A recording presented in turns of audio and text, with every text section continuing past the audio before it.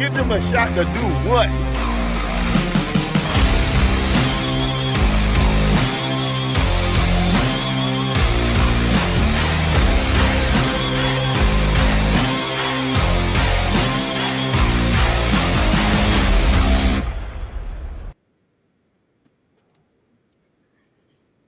Yay, yay. Marcus, I thought you were hosting this. I don't know who's hosting this. What's happening? I'd love to host it if my computer would cooperate. What's up, everybody? Welcome back to the second one of these. My guy, my brother in Christ, Martin Stories, is on my left, your right. Mike Hughes, my other guy, is on my right, your left. And tonight we are talking all things Caitlin Clark, Chennedy Carter, Stephen A. Smith, Monica McNutt, and all that other nonsense, because apparently one hip check has turned the world of sports, the world of basketball, the world of the WNBA up in flames. Which, by the way, in case you're new to basketball, I've watched for the past 10 years Draymond Green choke Joan men and kick him in the dick, and we didn't get this much up for. So I don't know what's going on. Martin, Mike, how are we doing tonight? I'm okay, bro. I know Martin's got more going on today. I just had a couple burgers, some stir fry. I know Martin was training. But you were training. What are we training for, man? I would. No, I had my kids here, man. Workouts, summertime is a busy time, man. We had a pretty spicy game of ones happening, so I was trying to see who's gonna win before I got out of there. But yeah, lots going on. But yeah, what a day, man. What is in the water today? It was a very eventful day. It was a very eventful day for a lot of reasons. People got canceled. I mean, I don't know. There's a lot of stuff going on. I'll let people Marcus fried up on national TV on their own shows. Oh my goodness! Getting cooked on your own show is embarrassing. Let's just say that getting toast on your own show is embarrassing. Let's start with the thing that kind of set this whole thing on fire, which is the Indiana Fever hosted the Chicago Sky this past Saturday in the first game of the Commissioner Cup of this season. Obviously, there was a lot of excitement about this because not only was it Camila Cardoso's debut as a rookie, it was also the first time that Caitlin Clark and Angel Reese are competing against one another on the next level. So there's a lot of reasons to be excited about this. The Fever get the win, but the big thing from this is Chennedy Carter, hip checks, shoves, elbows, whatever word you want to use to describe the action that took place.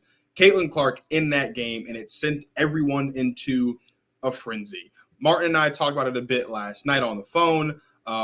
Everyone's talked about it, but I guess, Martin, I'll start with you. What was your, We start with Mike. We got to start with Mike. Mike, were you at the game? Mike, were you there? Hell no, I ain't going to Indy. Fuck Indy. Oh, right. No, my bad. I forgot it was in Indy, not yeah, Chicago. We ain't going to Indy ever. I believe that.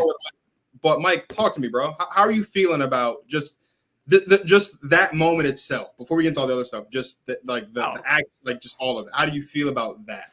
I'm 5'7", brother.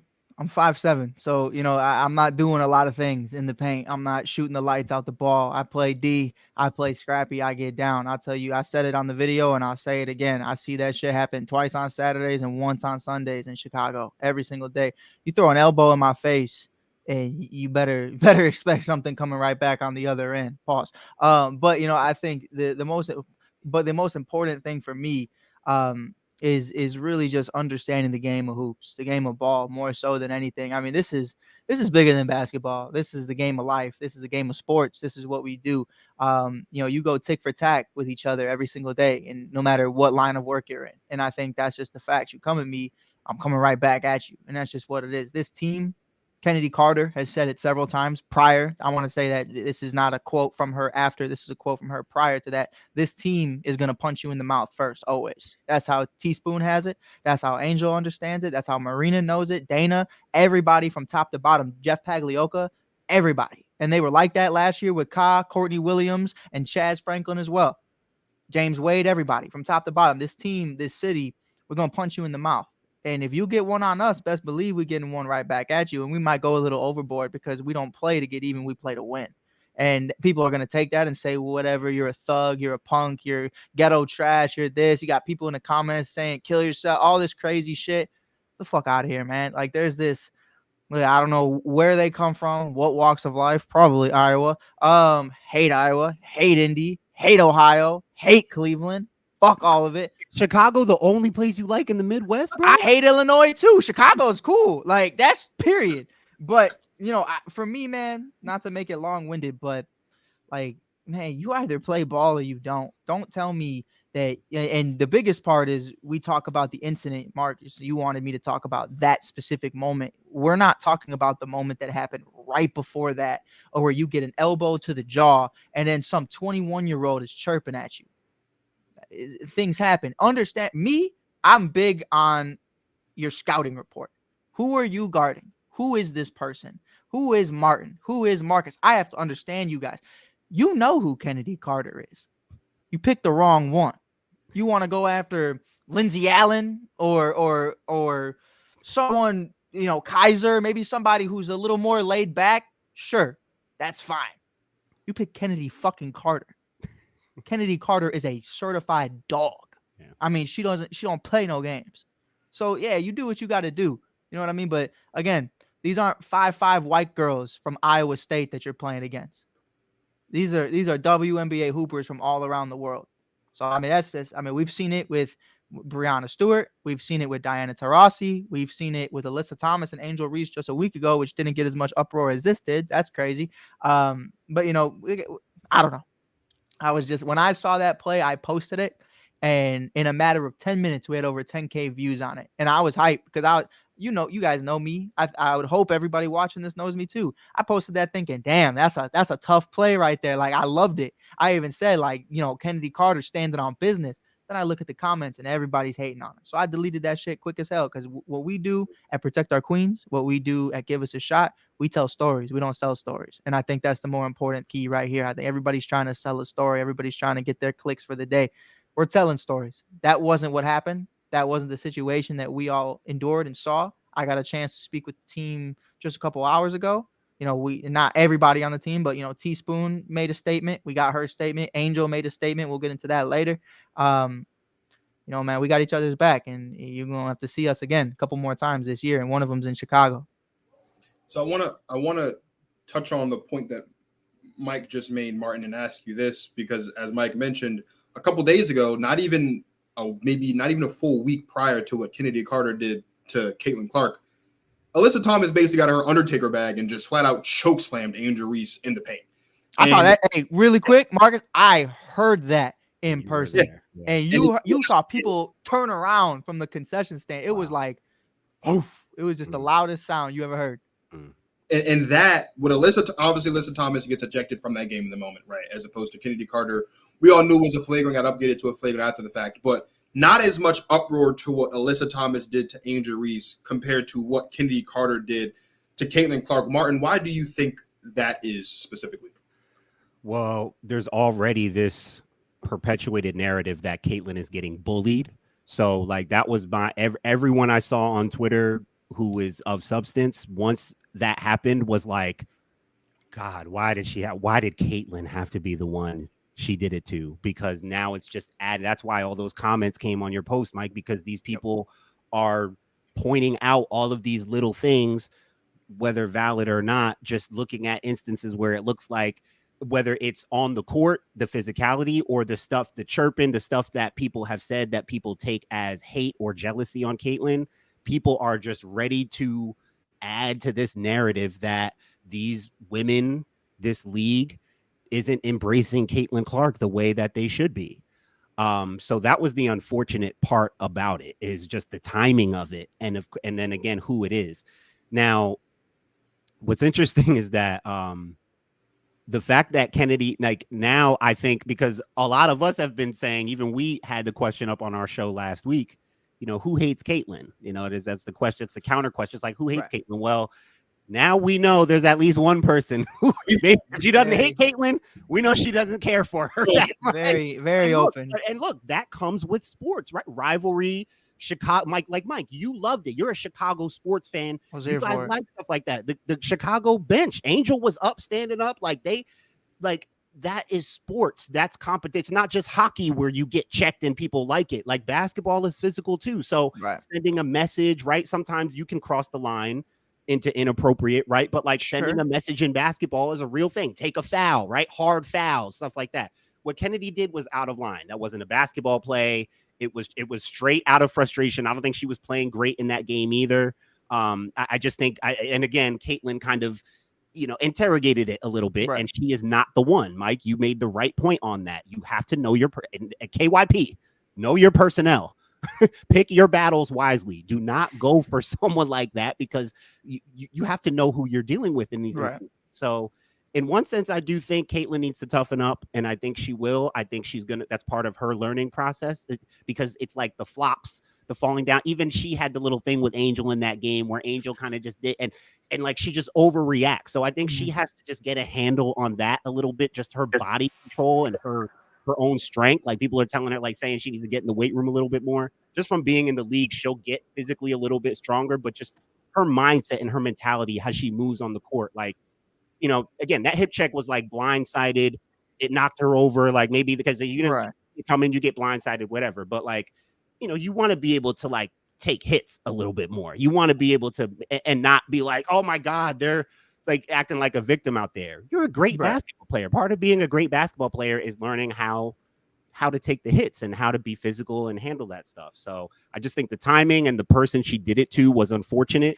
But that stuff does happen in basketball. It's just the fact that the narrative around Caitlin, no one's talking about Angel getting bullied, because it's also, look, it's a black-white thing. It's also like, Angel plays inside. She plays more physical basketball, bully ball. So I think that, combined with the fact that she's black, honestly, is where people will just assume like, oh, she can take it. Like, she's all right. Like, she's used to it. She can take it. She plays physical. In fact, a lot of people will say she deserves that for what she throws out. Like, she talks trash. She should be able to take it back. Right. The same thing applies on Caitlin's side, but that's the difference, is that people see Caitlin as this scrawny white victim. They're throwing around it. It's like, bro, it's basketball. And they look at Angel and they expect her to be able to take it for multiple reasons. And I think, like, to that point, y'all remember Ohio State versus Iowa, and it was JC Sheldon, and kind of wraps her arm around Caitlin Clark. Caitlin tells her, get the fuck off me. Like, and she slams her in the chest. He just pushes her right in the chest. But then you zoom in on that and you see her just looking at the ref like, no, what, you're not going to do anything about, like, bro, you just checked her too at the same time. Like, what do you, it's like, you ever like have one of those classmates who just get into it and then both of them look at the teacher like, nah, but he just punched me, but like you just hit each other at the same time. Like, you elbowed Shorty in the face, started talking shit, so then she hip checked you. And I understand that wasn't a basketball play whatsoever, but that was gangster, and I loved it, and I was here for it, and I thought it was dope. Everyone wants to say that's ghetto, that's this, that's that. Guess what? There's a million people in Chicago just like that. There's a million Patrick Beverleys in cities everywhere. She calls herself Hollywood. She doesn't call herself that. That's the nickname that she's been given. She understands how to be in the brightest of moments. She knows where to be and when to be there. She was a leading scorer of this game, if I'm not mistaken. She was out there doing her thing. She's been great. I understand really quick, because I want to point it out. I understand what happened in Atlanta. I understand what happened in LA. I understand what's happened overseas with Chennedy Carter. I know Chennedy Carter personally on a personal level. I've covered her in media the last 2 months, whether that was in training camp, whether that was in the preseason, even 3 days ago when I was talking to Teaspoon about why she fits so well on this team. Chennedy Carter has been nothing short of amazing as a person and as a teammate, and she showed that again, that she's going tick for tack. We talk about teammates all the time. Marcus, I'm going to throw it to you. Where are your teammates if you get hip checked like that? Because I didn't see a single person go up to bat for Caitlin Clark. I've yet to see that. So that's my thing. I think, first of all, I think two things can be true. What Chennedy Carter did was not a basketball play. Mm-hmm. And as I've said in comments and replies all weekend, I'm not denying that. Right. And there's no reason for it. There's nothing that you could possibly do in basketball that would cause you or require you to do what Chennedy Carter did. But as I said in the opening of the show, I've watched for all of his career, Draymond Green kick grown men in the nuts, stomp on their chests, and choke them out. Right? I've seen that. And so while I understand that a hip check is not a basketball play, I also have to remember what we're talking about. We're talking about a game of emotion. We're talking about this game specifically, where you have two of the biggest names out of college playing on the same floor for the first time in this level. And Indiana's in a home game where they're trying to win their first home game. It's also Camila Cardoso's debut, which also just so happens to be the first time that her and Aaliyah Boston are opponents in their basketball careers. There's a lot of storylines and a lot of nuances that go into this. And so I understand that what Chennedy Carter did was wrong. I'm not going to sit here and let anybody let Caitlin Clark off the hook like she didn't bowl her in the face in the beginning. On top of that, let's act like we know who Caitlin Clark is. Let's act like we didn't watch Caitlin Clark throughout the course of her career shove girls just for the sake of shoving them, flop all over the place just because. Again, you have to know what you're talking about. And to your point, Mike, I do have issue with the fact that no one in Indiana even had any sense of urgency in that situation. I don't know if anybody else has realizes this, but that was not on a random set play. That was an inbound play.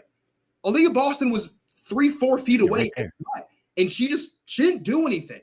And to a lot of people's point on Twitter, if Angel Reese gets hip checked like that, or as we saw her get choke slammed against AT, you got a lot. You got a problem on your hands there. So I think when you're talking about this from the situation of not only was it wasn't unprovoked. As I've said to several people, Chennedy Carter did not run 94 feet and just yam Caitlin Clark just because the wind was blowing. She did a sprint on that, though. I can't lie to you. She thought about it. She ran up on it. She did run up, but it wasn't like I just doing this, so I'm going to do it. You know what I mean? It's like that Bev thing a couple years ago when he was still in LA when he just walked Chris Paul to your point in the back just because. That's even more recent though, Marcus. To Flau'jae and Camilla. Not too long ago, getting into it because of that whole situation. Angel was there as well. You know, we're having conversation. Here comes Flau'jae talking shit. Nah, here comes Camila Cardoso. Boom, checks you. And that's just because she had her teammates back. And that's what you're supposed to do. This is what we do as athletes. If your guys aren't there for you, if your girls aren't there for you, I got me. Always. I'm always going to take care of me. I'm always going to make sure no one's hoeing me on the court. That's crazy. And Chennedy understands that at the same time. Chennedy understands not going to let some rookie just talk to you like this. Kennedy's been in the league years longer. She's been on 3 different teams. She's played overseas, which Caitlin has no understanding, and you guys know better than anybody what it's like to play overseas basketball. You want to see hip checks 24/7? Go watch some fucking overseas European style basketball, Jokic style basketball. I mean, it's aggressive, it's crazy, it's nitty gritty. They get down to it. Emma Meeseman, Julie Alamont, those dogs stay over there and get paid pretty pennies to go stay over there because of how serious they take that. Kennedy's been. I'm not trying to sit on the Chennedy train. That's just not what it is. And I'll have that same vocal conversation with her. I'll say it right now. I'm sure Germ's ready to click the record now button. I know Chennedy was wrong. I knew Chennedy was wrong the second she did it. But guess what? It was warranted in my opinion. I knew exactly why he did it. Trying to hurt somebody, it's. I mean, bro, honestly, just letting you know. Fine. Again, it's only because it was Caitlin. We're gonna ask all these questions and talk about why wasn't this? It was Caitlin. These people, all these guys out here who never cared about women or basketball in their lives are suddenly ready to come running to her defense every time somebody elbows her play. This is basketball. I don't know what people have never watched women play basketball at a high level before. This isn't new. This isn't serious. They're not picking on her. They're not they're gonna send a message because that's what you do in sports. Right. And I sent this to Marcus. This is her, bro. Did anybody say anything when Sophie Cunningham got laid out the other night? Or years before that when Kalia Copper got in her face and talked shit to no one you pick and choose when you want to feel bad for the white girl, and that's just really what it is. Oh, this is the greatest white girl we've ever seen. I've watched Sue Bird play in person, sir.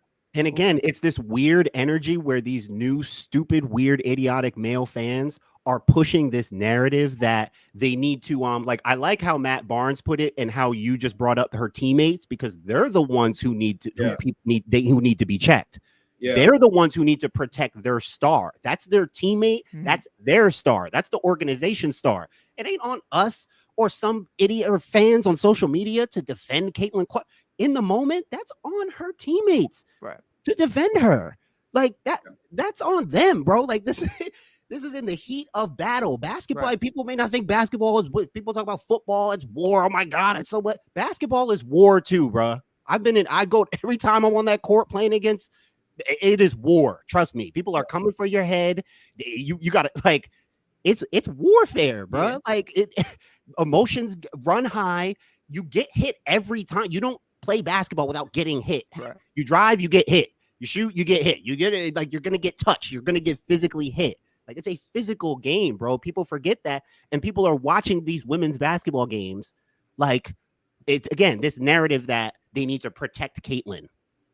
We shouldn't foul her too hard. Don't foul her too hard. She's getting you guys all this money and attention. Why are you guys talking about her bad? Why are you guys fouling her hard? What are you talking about, bro? This is basketball. I hate these people who are not used to seeing women go hard at a sport. Like, I guess people are just not used to it. Cause it's like, what do you literally think people should just be soft on her? Right. Because she's that's the not great white hope, because she's coming like, bro, it doesn't work like that. It's not my fucking job, bro. It's not my job. Like, that's what it is. And I've talked to Marcus about it. You know, we talked about it in the offseason about Sophie Cunningham and Kalia Copper being teammates now. And they're great friends. Well, I don't know about great friends. They're teammates and they're playing right? together.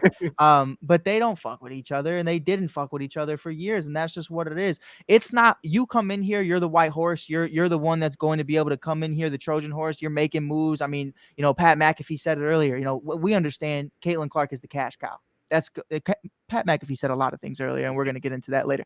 But the big thing, well, the second biggest thing he said was that Caitlin Clark is a cash cow, and he's right. Guess what, though? Chennedy Carter is not getting paid because Caitlin Clark is there. Chennedy Carter is getting paid because that is her job to play against her. We're coming to rip your fucking head off, and we're coming to get a win because that's what we're paid to do. And I think when you look at that and have these conversations about the Victor Wembanyama's and all these other players, man, we have to talk about it for what it is. You're great. I know you're great. Chennedy probably deep down knows Caitlin Clark is great. But at the end of the day, I'm playing against you. We're not teammates. I don't give a fuck. And it's just what it is. And that's any competitive sport. That's any competitive nature. You want to take it easy, man. Hey, bro, guess what? You throw an elbow in my face and the rookie's talking shit right after, you're going to get into it. And that's just what it is. There's no excuses. This isn't like an NFL in the practice where the quarterback wear what color does the quarterback wear where you can't hit him, red or whatever. This isn't that. This isn't. Can you guys? You guys are more football, other sports guys. I'm a one sport pony. I don't try to mess around and act Marcus knows a lot about injured quarterbacks for sure. So him take. Can you guys imagine a rookie? Can you guys imagine Caleb Williams? Chicago. You're Chicago. Can you imagine Caleb Williams coming in this year and people acting like?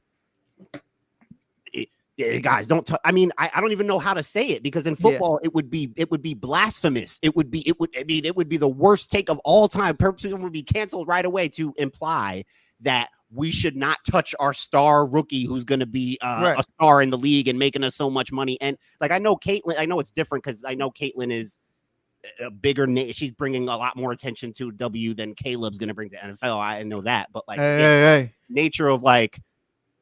What are we talking about? So here's Mike Hughes the other day made an excellent point and got clipped and posted on Give It a Shot socials. There is, and you alluded to it as well a bit, Caitlin Clark has been treated like she's the great white hope. I don't really know any other way to put it. I don't know any other way to say it. And for the people that are uncomfortable by that, I mean, respectfully, like, you're a part of the problem. Like, when you have, like, I get it, right? Caitlin Clark is a box office attraction. I said it on Tuesday when Martin and I did Protect Our Queen. She's a box office attraction, probably the biggest box office attraction in all of sports right now, just because of, as Martin alludes to, the deep three shooting ability and how eye-catching and how attention-grabbing that is. But let's just call a spade here for a second. Last I checked, people were getting paid. The WNBA players, if I'm not mistaken, they all had jobs last year. People watched them play basketball last year. The finals sold out games last year. There was excitement around the league last year. And as I said on Tuesday, and I'll say it again, before a ball was bounced this season, and before we even knew for sure that Caitlin was declaring for the draft, there was excitement about this season. It's true. Because we wanted to know if the Aces could three-peat. Right. We wanted to know if the Liberty could rebound from a loss that they probably shouldn't have had to a better team. We wanted to know if there was anyone in the WNBA who could stop the Aces from making history this season. Mm-hmm. So for the people that want to sit here and act like the only reason why anyone's watching the WNBA is because of Caitlin Clark, you're stupid. Like, you're an actual idiot. Because any number anywhere, like ratings, TV ratings, they're available. It's public information. All you have to do is type it on your phone, on a computer, on a desktop, whatever, on an iPad. I don't care. Type up some stuff before you just start saying stuff. Right. Viewership was growing last season. Ticket sales growing last season. Revenue was growing last season. And to all you idiots out there that want to keep acting like Caitlin Clark is the reason why we're getting charter flights, I don't know if any of you two listen to the actual comments that Kathy Engelbert made about charter flights. But newsflash, people, this money was already there. This program was already in the works. It just so happens that it coincided with with Caitlin Clark entering the league. So let's stop acting like Caitlin Clark is the great white hope. Let's stop acting like there aren't super talented players in this league in all 144 roster spots that have actually put in their blood, sweat, and tears to make the WNBA what it is today. Not even to mention all the legends of the game that don't play anymore. Caitlin Clark is an exceptional basketball talent, and it's going to take time. And I feel like this is the 10th time I've had to say it. She was never going to show up day one and just start dropping 50 balls left and right as everyone expected. This was not going to be that. And again, Caitlin Clark is 22 years old. She'll be 23, I think, later on this year.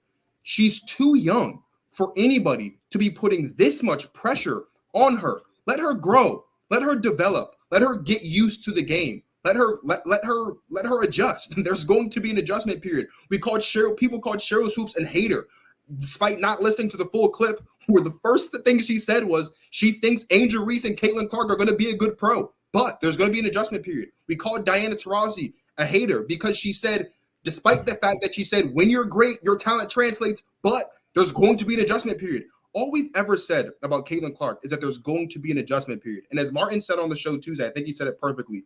What do you guys want these players to do? Just move out of the way when she has the ball in her hands? Send her a text every time they see her? Give her a big heart with a flower basket and a thank you card saying thank you for this and thank you for that? No.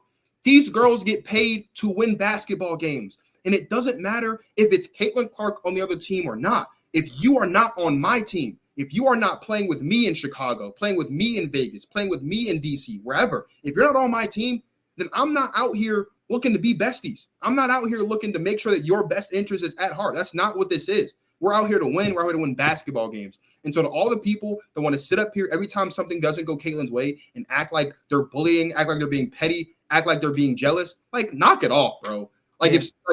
Just say that sports aren't for you, bro. Go watch golf or something. I think go watch tennis or something, bro, because contact sports ain't for you. I don't know.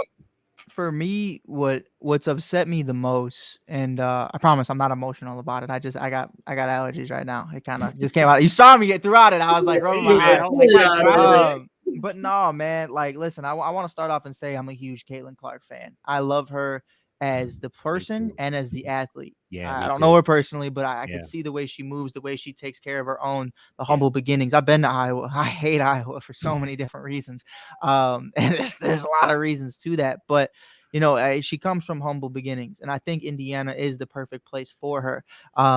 When I say that, I think what upsets me the most is me, you, Martin, Germ, Michael Powers, everybody around the world, Stephen A. Smith, Pat McAfee, they're saying things for the first time in 15 years, but claiming they've been doing it the entire time. Anyways, you know, I think the biggest thing for me is we are having such a huge conversation about a hip check, but no one talked about what happened to Skylar Diggins-Smith in Phoenix. No one talks about the way they handled her and her pregnancy and basically made her feel like shit for being pregnant. I mean, there was a scandal with the Las Vegas Aces. Sorry, Marcus, I know that's your team, but like between Becky Hammon and a pregnant woman who gets traded because of this and gets shamed for it. And it's like, we're having real life conversations right now. The Chicago Sky do not have a legitimate practice facility. There are other teams that do not have legitimate practice facilities. There are other teams that don't have year-round healthcare in certain leagues, in certain situations. And it's like, we're talking about a hip check. Like, I get it. Like, I completely understand it. But my frustration isn't about Chennedy, isn't about Caitlin. It isn't about Angel or Camilla or the Commissioner's Cup or anything, or losing, which, you know, I fucking hate doing that too. But, you know, I think for me, man, there's been so many other storylines. I want to really quick, because I saw this in one of our Give Us a Shot comments. Somebody said, man, they should call Liz Cambage to go, you know, defend Caitlin Clark anytime somebody comes at her. No one ever talked about the comments Liz Cambage made. No one ever talks about why Liz Cambage has been outcasted. You want Liz Cambage back, but you also don't want racism in the league? Go do some fucking homework to why Liz isn't in the league. And that's new era fans and the old school fans. New fans will say, what about Liz? Okay, but old fans know exactly why Liz isn't in the league right now. It's not because she can't hoop. There's a reason I saw her hanging out with Pusha T and Damian Lillard at Adidas in 2020 during the All-Star break when I ran into him and I asked Pusha T when that album was dropping. I'm still fucking waiting. But you know, I think for me, man, like there's so many bigger storylines, so much more fucked up shit. Marcus, I know you just met her. You dapped up, your buddies. I hate Kathy. I can't stand her. And she's horrible at her job and what she does, point blank, period. And for us to be talking about the wrong white girl, I think that's where the problem starts, because everyone wants to talk about the charter flights and this, and that. Indy was the first one to have them, but not everybody else. So what's to it? If the money was there, right? You only taking care of the ones you want to take care of. And that's really, as a white man, coming from a basketball community that is predominantly not white. I mean, I look like Jack Harlow 2.0, except I'm 5'7". I don't even got the height like him. I mean, it's bad. You know what I mean? Like, it's tough out here being Mike Hughes, but you know, we do it and we ride it I talked to my boy Mike Gamble about this earlier. You know, he's from Humble Park and we humble beginnings, man. You know, it builds character, but at some point, man, and I'm maxed out on building character, bro. I don't got time for this bullshit anymore. And Angel doesn't either. And she talked about that earlier. And it's like, being the bad guy, that's fine. Like, she's cool with doing that. There's no problem. Like, I'm in there like swimwear 7 days a week, 365, 24/7. But at the end of the day, man, like, at some point you got to know what you're talking about. And I got a lot of people right now, whether it's, you know, whether you want to say what's, you know, are they red or blue state? I don't care. Like, all these things are turning into politics. And I'm like, what the fuck are we talking about? Like, bro, it was a hip check. How did we get into who you're voting for in the fucking election? Like, I don't care. Like, I've never once, to Marcus's point, seen Draymond Green kick someone in the dick. And then I wondered if he's voting Biden or fucking Donald Trump. That's what I'm saying, bro. That's all I'm saying. Like, it's a problem, bro. It really is, because it's like, you're trying so hard to be a pick-me ass white boy. That's what it is. And you're trying to be, we got to protect her, man. I mean, it's unfair to us. Man, shut the fuck up. Like, at the end of the day, yeah, coming from Chicago, shit's tough. Being from here, it ain't easy. I was B-Rabbit until I was like 13 years old, and I smacked the motherfucker in the face and told him not to call me that shit no more. I was Andrew Garfield when the Spider-Man movies came out. I was all this shit 24/7. Now I'm Harleezy. Now I'm all this shit. Like, cool. I get it. You know, basketball is hard if you're white, because one, there's not a lot of us, and two, you know, it's just not it's not you, bro. Like, it's not you. And I got a lot of people from Iowa or Indy or anywhere else other than Chicago and Illinois telling me what Chennedy should have did or shouldn't have done. And to me, at the end of the day, you don't know her. You don't know her humble beginnings. You don't know what makes her tick, what makes her respond the way she does, because you're just sitting on your fucking couch. And I go on this little racism rant because that's all I had to, because that's all I'm seeing in these comments about two women playing basketball. Yeah. And, you know, I can't speak for everybody else in the league, but I would say 90% of them don't give a fuck what color Caitlin Clark is. Right. As period, point blank. The only people that make that argument are the people that low-key want to have that argument. And it's like, you're either a pick me or you just are ignorant to the actual problem, like Marcus alluded to earlier. And it's like, as a white guy, you sometimes you just got to look around and be like, y'all know y'all fucking bullshitting, right? Like, y'all know you don't know struggle. You don't know horrible things. Like, yeah, the worst thing that probably ever happened to me was people called me B-Rabbit. Like, what? You don't know what it's like to be arrested. You don't know what it's like to be harassed by the police. You don't know what it's like to just be viewed as less than a human being. Like, these are things that happen every single day. And again, I'm not trying to sound like a pick-me white boy. I'm not trying to fit in with the crowd and fit in with everybody else. I'm just telling you what it is, man. You come from an inner city. You come from the street, and you know what the mud tastes like. And that's just what it is. And a lot of people like to act like they do. Don't know what the fuck they're talking about. You think Kennedy Carter woke up that day and decided that's what she was going to do? You're out your damn mind. And that's just what it is. And fuck, like, well, why are we even talking about this right now? Right. No, it's crazy, bro. Preach, Pastor. You that was a word, Pastor Mike. You got the PK in me feeling a little. Damn. I do want to touch on a basketball point briefly. Sure. Because there wasn't many basketball points in that entire thing, which is unfortunate. But please, Martin, bring it back to basketball. I wanted to segue because you said that so well, how like all these other conversations are coming up other than just like the basketball. It's like all this extra stuff. It's like, bro, there's still basketball to talk about, right? I did find it interesting, whether it was out of someone had a good line about like the whole hate and jealousy thing, and I think it was them reacting particularly to what Chennedy did. Right. Someone said there's a difference between man, it was like L. Duncan, or no, it wasn't L. Duncan. I saw someone today say there's a difference between, maybe it was Monica McNutt, which we'll talk about her frying Stephen A. a little bit, but they said there's a difference between jealousy and frustration. Yeah. So frustration happens in sports, in the game and stuff. And so like I said, Chennedy wasn't playing well, especially I watched pretty much every dribble of the first half, but she wasn't in rhythm. She wasn't scoring early. She was missing stuff she usually makes, a couple chippies. Like, so I felt like that was on her. Then, like you said, Mike, a rookie is yapping at her. Doesn't matter if it's Caitlin or somebody else. A rookie is yapping at me. Nah, like that. She's not the type to go for something like that. Just elbowed me in the face too. Like, what do we like? I mean, it's so again, So bad day. I'm having a bad day. And Martin, before you continue, she's in Indiana. I'd be mad as fuck if I woke up in Indiana. That's just me, but whatever. Whatever. So that could very well contribute to it. Makes me mad. I found interesting what she tweeted, whether it was out of frustration or whether she meant it or not. I would love even more context. I would, if I were, I don't know. I'm sure, like you said, Mike, she's probably trying to move off the stuff. But if I were one of those kind of messy reporters, I would ask her to expand on that a little bit, because she tweeted and said, which is something I've almost, not that I've been waiting for it, but I did know this day would come where someone asked the question, what does she do other than shoot threes? Yeah.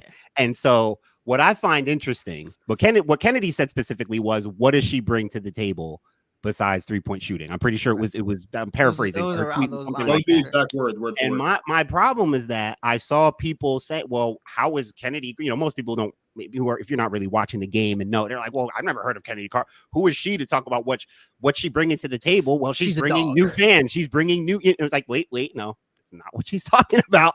She's talking about her game. Chennedy Carter is a 3-level scorer, and I can tell you, as another 3-level scorer, one thing that we almost take offense to is when somebody is a 1-dimensional or 2-dimensional scorer. Caitlin Clark right now, just from a distance, in a vacuum, and basketball wise, right now, this is not criticism. I do basketball. I analyze that. This is what I do. So I'm telling you, this is what it is. She's a 2-level scorer. She's threes and layups. You know, anyone who talks about what they would love to see more from Caitlin, the number one thing I always hear, the number one thing for me, is develop that mid-range game a little bit more. Yep. She has no mid-range, not that she can't do it. She's a great shooter, so she could do, but you don't see her go to 1-2 pull-ups. You don't see her go operating in the mid-range. It is threes or layups. She's almost a product of the modern era, the James Harden, the, Mike D'Antoni, like the threes or paint touches. Like she's almost a product of that era. So Chennedy Carter, as a 3-level scorer who's a shifty, off the bounce, side to side player, can create any shot she wants. I just find it interesting when you see a style of a player like that critique, even though we all know Caitlin is great, but I knew at one point someone was going to ask, whether it was a player or a coach or someone in the media, I knew the conversation would come up. And I was talking to you before, Mike, about how this would come up with Steph over the years a lot, where, Steph fans who are just, ready to defend Steph at all costs would hate it when I would point out, like, hey, Steph is the best shooter ever. There may be other people, when people would say other people are better than him, you have to at least acknowledge that argument, because there are other players who do other things better than Steph. Just because he's the best shooter ever doesn't mean he's the best player ever, doesn't mean he's the best guard ever, doesn't mean he's the best scorer ever. Great shooter and great scorer are two different things. A lot of that overlaps, right? A great shooter can be a great scorer. A great scorer is usually a pretty good shooter. Doesn't mean they're a great shooter, but usually they're a pretty good shooter. Caitlin Clark is still developing her identity as like a scorer. Sure, she can get 30, but going to Chennedy Carter is the point. Right. You got to understand where it's coming from. She is a 3-level scorer that can score 3 mid-range off the bounce side to side. She's looking at Caitlin like, well, what does she do? What's so great about her? Like, she drives right, and then she looks for the sidestep, the step back left. We all know it. We all see it's on every scouting report.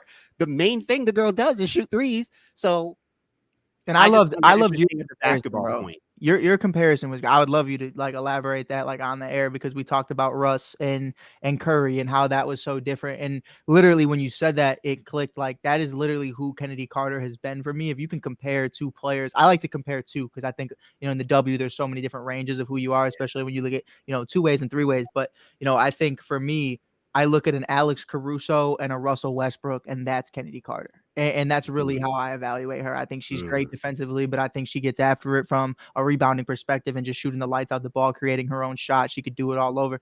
But like you made a great point about Curry and Westbrook and how people 10, 15 years from now will probably look at that a lot differently.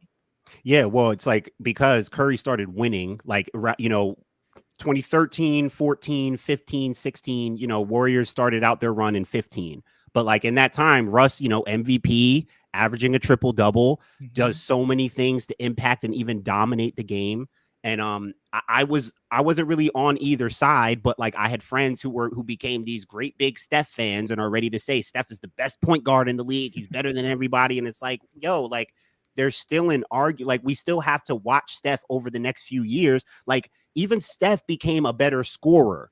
Like if you follow, like, like it's always been the 3-point shooting. We know he runs around and he creates space. He moves off the ball. He run, and then it's a 3-ball. It's a 3. But over the year, even the title a couple years ago against Boston, getting more in the mid range, getting more in the paint. Like if you've been paying attention to Steph Curry, he's been opening up more of his identity as a scorer, not just a 3-point shooter. And when I would say to people like the Steph versus Russ thing, like if you list like basketball attributes and basketball traits, Russ may have had more, but like better at things that he does better than Steph at that time. I'm like, yo, if you just put it like that, like I know Steph is winning and he's beating him more, and like I know, but like if you're just comparing those two, one is a phenomenal shooter, great basketball player, but I'm saying the main thing is the shooting. Russ is over here rebounding, assisting, right? Playing defense, blocking shots, right? Not just talking about athleticism versus skill, even though there's really the cornerstones of those two, players. Oh, they're not even in the same breath when you talk about their athleticism. So it's like you don't even have to like. We know Russ is more athletic, can jump higher. Where we know Steph is the better shooter. So like, take that out. Look at what are they doing on the basketball court to impact the game? Where do they get to their spots? That's when Russ was like automatic in the midi from the mid-range going to the elbow. That's when he could actually shoot a mid-range jump shot. I don't know what happened to it, but that's when his mid-range jumper was like damn near automatic, right? Some quads weren't holding up too well. Yeah, bro, that lower body torque, bro, that thing wears on you. Trust me. But Marcus, I want to throw this one to you, man, because Martin hit it on the head. How many new fans do you think actually after a game will go into the plus minus and box score and actually evaluate who had a great game and who didn't? Because I see nowadays, I'm sure, you're younger than us in here, but not too much younger. He just had a birthday. Shout out to him. Got him a Caleb Williams. Mike, you're 3 years older than me, bro. So I'm an old man, brother. I'm an old man. One of the kids I coached told me I don't know shit anymore. So I guess I don't. But it is what it is. But it's one of those things, man, where I see a lot of people talking about the points. Caitlin Clark's putting up 30 balls. Caitlin Clark's doing this. Yeah, but you look at her in the national championship twice. There's a reason why you lost those games. You're a defensive liability, and that was the adjustment I always felt like about Caitlin Clark that I was waiting for. Was you are a defensive liability, and that's why you're flopping. That's why you're doing all these things, trying to get calls your way. Have you seen any difference from her from that perspective yet at this point? From her defense? Yeah, at all. Be serious, bro. That's what I'm saying. Like, what do we like? Why are we acting like there's this big difference between Clark from then to now? Like, it's the same person. And I'm like, I can't just congratulate you for being the same person you were 3 months ago. That was the only point I wanted. Like, that's like, you got to continue to grow and get better, and that's going to come in time. But I just can't keep being like, wow, she could shoot threes. Like, that's like, I know she can shoot threes, but what else are you going to do? Kelsey Plum. And this is not a white conversation, but it's going to feel that way. Now, the conversation I saw mic'd up of Asia Wilson talking to Kelsey Plum was a little like cringy to listen to. I don't know if you guys, I was kind of just like, Kelsey's like, oh, thank you, I think. But whatever. Was but it in the training room? They were like, they was talking about Clark, and then like she reminds me so much of you, and don't take offense to that. And I was like, what the fuck? But like, I remember so much of a young Kelsey Plum National League scorer, amazing in the NCAA, leading scorer of all time. She's doing amazing things. Or second, I don't even know what it was. But, it's like you came into the league and got dog walked for years. They were losing for years for the same reasons that Indy is right now. We might 3-4 years from now talk about them potentially three-peating if they could get it figured out. If Aaliyah Boston can take the steps that a Asia Wilson can take.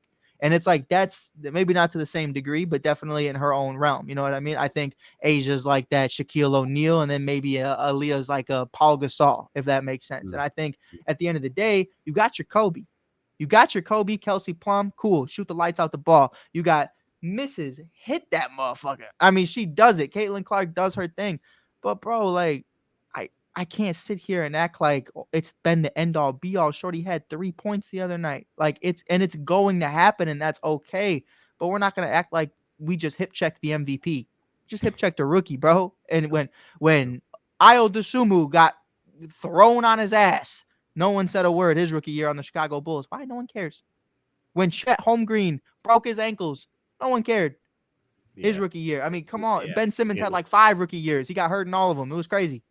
Yeah, it's just, again, it's this weird thing that people are associating Caitlin's health and well-being on the court with the success and growth of the WNBA, as if they're not going to see growth if the girl gets a paper cut or twists her ankle, or if she gets, I mean, they're acting like her doing well and being healthy and not being messed with and hated on is mandatory in order for the league to continue and for fans to enjoy it. Like Kalia Copper didn't just sign a $200,000 contract just a few months ago. Bro, I was gonna say to you, Mike, too.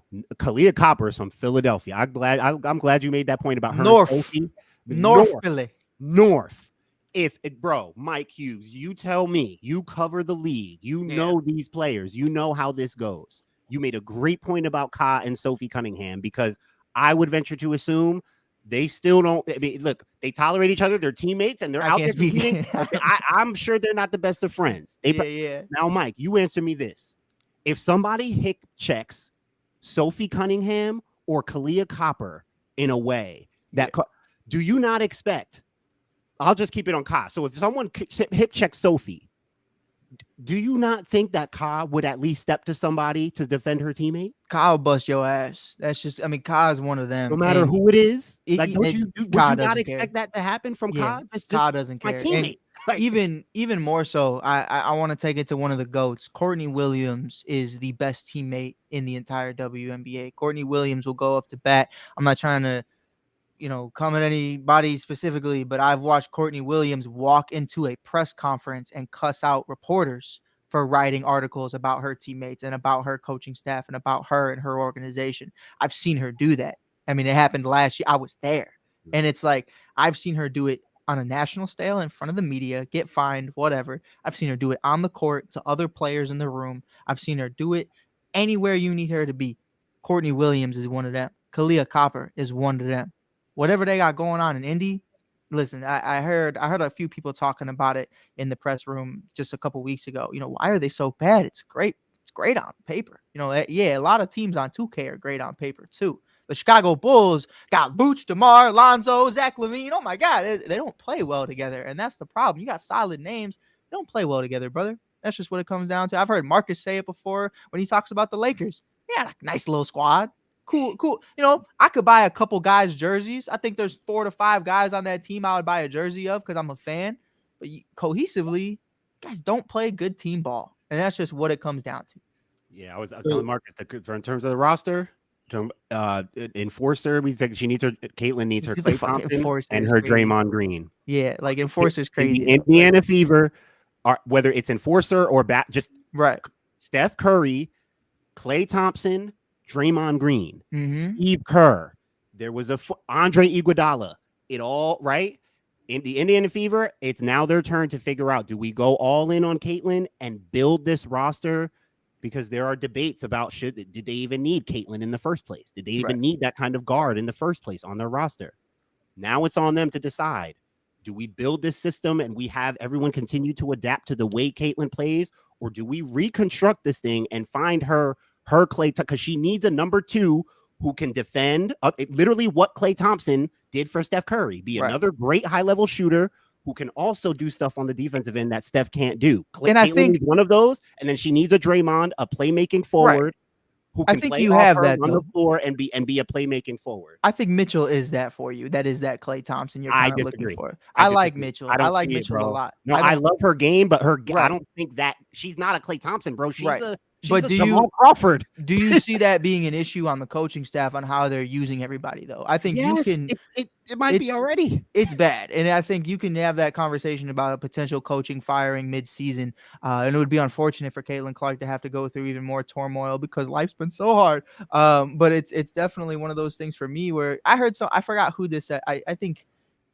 I'm not going to quote because I don't remember who exactly said it in the room. We were in the media room in post game waiting for them to finish up. And somebody said, well, like, what's the game plan here to draft Paige Beckers? Like, is that what we're doing? Like, because if that's the season after getting Caitlin Clark, I don't see there being any change the following year. You know, if you can't figure out Aaliyah Boston and Caitlin Clark and you still have the number one overall and pick, Alyssa Smith and Kelsey Mitchell, they have 4 very good players. You can't be that bad, bro. And I think that's where you just got to fire somebody at some point. Yeah, she might be gone. She might have to go, man. And it's not her fault. She may need a full, give her time, but it is not working. You're a horrible styles coach. are not. It's not naturally gelling. Like they're almost having to force it, and you don't want that. You beat us the other night. I'll hold that L. You still a shit coach. I don't care. Marcus. Period. I mean, I already told Mario, fuck that game. I'm so over it. I'm so over everything in that whole entire game. It'll literally dictate the rest of this year. All right. Let's switch gears here. Let's talk about Pat McAfee a bit. I would like the media people that continue to say this rookie class, this rookie class, this rookie class. Nah, just call it for what it is. There's one white bitch for the Indiana team who is a superstar.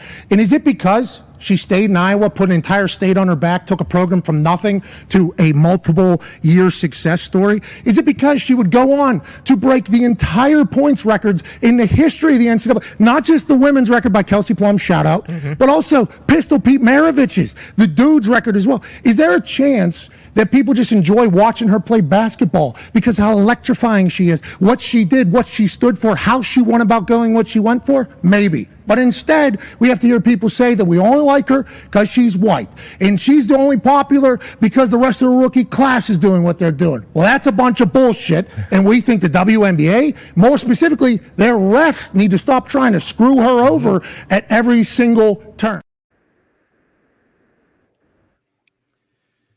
So there's one thing I agree with Pat McAfee that he said. There's one thing I very strongly disagree with. The one thing I do disagree with, I agree with him, is that people don't like Caitlin Clark because she's white. That's not what this is. I do think that there's a strong contingent of people out there that do feel that way. That's not the case. I know I referred to her as the Great White Hope earlier. That's not because people like her because she's white. They treat her like the Great White Hope because they think that she's coming to save the WNBA as if the WNBA needed any saving.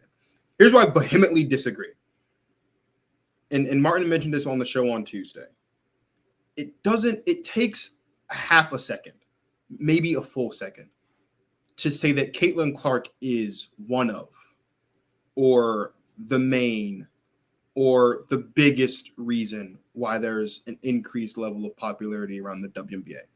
But to sit here and discredit Angel Reese, who was a national champion, to discredit Cameron Brink, who was the Pac-12 player and defensive player of the year this year, to discredit Camila Cardoso, who's a 2-time national champion, to discredit Rakia Jackson, who's a dog, to discredit Aaliyah Edwards, who's coming from arguably one of, if not the greatest basketball, men and women's, programs in the country in UConn, and all the other very talented individuals that were drafted this year, in order to continue to separate and promote Caitlin Clark, is something that I have never, am not, and will never be okay with. I understand the first of all, bro, Caitlin Clark's not even a champion. And I feel like I know that's not like a major, it's like, why are we bringing that up? Well, we talk about Caitlin Clark like she's Jesus and she turns water into wine and she's completely she has all these accolades and she's like the GOAT, and she's not the GOAT. She had 2 really good seasons.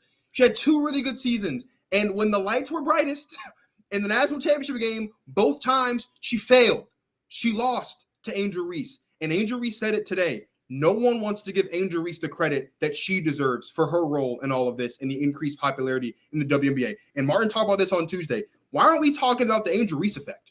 Why aren't we talking about Angel Reese and how she has a court in Baltimore named after her, how she just recently became an owner of a club team here in DC, how she was just on tour with Meg and Glorilla and brought her whole team with her, and all this other stuff, how she was the first signee for Shaq and AI for Reebok under this new, like, we don't talk about any of this stuff, bro. It's just Caitlin Clark. And I understand that the only thing that's happening in Iowa is Caitlin Clark and corn. Like, I get it. I understand that. When you have nothing but corn and cows and fields for miles and miles and miles, and you've got someone named Caitlin Clark who's from Iowa, who shows up, puts her name on the map, puts your city on the map, puts the state on the map, I understand it, right? Let's be completely honest, though. If we cut Iowa out of the United States, the population of the country drops by a couple 100,000. It's not that big of a deal, and no one's going to miss Iowa when it's gone. There are other people in this draft class that are talented and that deserve credit. And to sit here and act like it's just Caitlin Clark, and Pat McAfee has, since that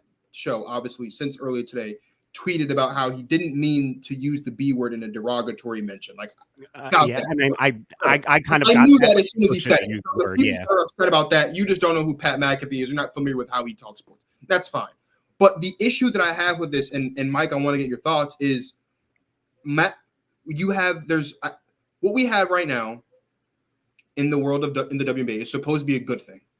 Like, it's supposed to be exciting that there's all these new people, all these new fans that are here because of Caitlin Clark, that are here because of Angel Reese, Cameron Brink, whatever, because it's increasing the game.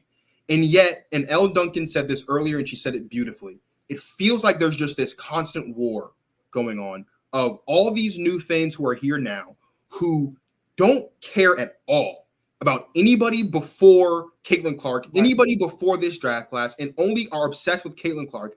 And there's the fans like Martin, there's the fans like you, Mike, there's the fans like me who've been here for a while, who understand, yes, these players are great, these players are talented, and we're glad you're here. But don't just go around acting like this is all because of one person. This uptick in popularity in women's basketball is not just because of Caitlin Clark. It's not just because of Angel Reese. There's a lot of things that have happened over the last 2 years, 2.5, even 3 years, as Monica McNutt alluded to on First Take this morning, that have gotten us to this point. And as Martin talks about all the time on our show, if you think this is it, like, wait till Paige and Kiki Iriafen are here next year. Wait until we get Malaysia Fulwiley and Juju Watkins and Hannah Hidalgo in the league in a couple more years. I think Juju's the best out of everyone you named. When I met Kathy Engelbert last Wednesday at the Mystics game, the first thing she said to me was, shout out to you for wearing the orange hoodie. Way to represent. I said, thank you. It's a pleasure to meet you. The very next thing she said to me was, Juju Watkins is our new Caitlin Clark. Wow. Great. We know that. Juju's box office, right? So this isn't the end. And this is an important moment because there are going to be more fans who are going to join the WNBA because of these specific players. And what we need to make sure that we do is we get it right now. Like, we have to make sure that we're understanding, like, great, you're here. Welcome to the W. Before you go running your mouth and saying that Caitlin Clark is going to be this and that and all that in the bag of chips, let's talk about who we're talking about. Let's talk about someone in Asia Wilson who's the best player in the league by a mile, in my opinion. And as Mark and I talked about on Tuesday, somehow we're not talking about Asia Wilson enough, and she's doing things that are crazy left and right. Let's talk about a Brianna Stewart. Let's talk about an Alyssa Thomas. And there's a lot of talent already here. I said this on Tuesday, and then, Mike, I'll let you go. There's a lot of these people who just completely thought that the WNBA was dog water. There's no talent in this league. These girls are trash. Martin and I spent the first 6 months of the show just going back and forth with people about who said that there's no elite talent in the WNBA, how WNBA is not how women's basketball is not elite basketball. And now you're here, and Caitlin Clark sets the record for most turnovers in a rookie debut, and she drops 3-point against the Liberty after the Liberty beat the Fever by, 30, almost 40 points on Sunday night. And like, oh, well, now they're bullying and they're jealous. Nah, bro. This is great basketball. It's elite basketball. And you didn't know it beforehand, I'll give you a pass. But you know it now. There's elite basketball here. There's elite teams here. There's elite talent here. But stop acting like that's not the case. Pat McAfee, I love Pat McAfee dearly. I think he's an exceptional human being. And what he's done with his name and his brand in the world of sports and sports media is fantastic. But he is just the prime example of a lot of these other Caitlin Clark fans who don't care about anything other than Caitlin Clark and only want to give Caitlin Clark all the credit. And then when we say she's the great white hope, we're being racist. You get people on Twitter talking about Caitlin Clark might be the first white person to experience racism. Shut up.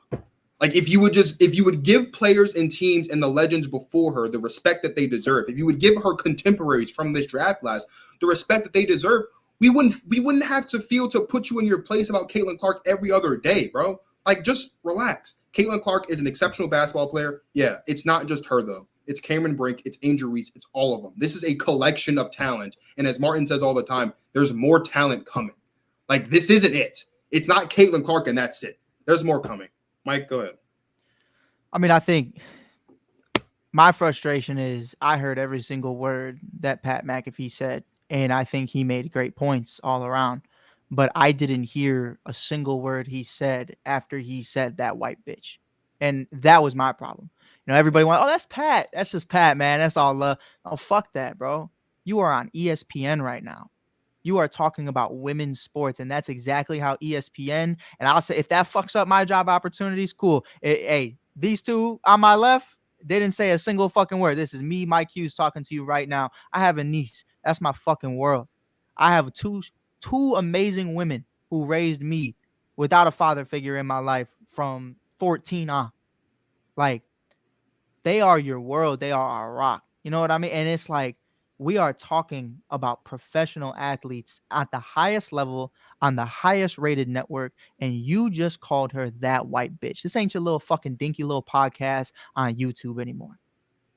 Respect to our podcast and give us a follow. Hit that follow button. We also have a dinky little podcast, but one thing I'm not going to do is go publicly on air and call someone a white bitch when I am referring to any woman of sports, any woman in general, whether white or not. Like, we talk about the NBA, never once heard that slip. Never once in my life did I hear that Dante DiVincenzo, that white bitch is crazy. Like, you don't hear these things. You don't hear them at all. You don't hear anybody derogatorily put down a man at that level anywhere. Maybe Kendrick Perkins says a little something here and there, but like, you don't hear stuff like this. He made great points and he wasn't wrong in a lot of them. The problem is, I didn't hear a single word you fucking said after you said what you said. I'm not saying cancel Pat. I like Pat. Pat's probably a great person, great human being. I'm sure Caitlin might feel some type of way about the comments he made, but I'm sure I'm sure he reaches out to her and talks to her about that, though, because that's the kind of guy that Pat is. You know what I mean? He's not going to sweep that under the rug and act like he didn't do it. But at least I would assume that's from what I've seen. I think so too. And you know, that might be a relationship. He's from Indianapolis. Like, he's from, you know, he was at the game. Like, he understands.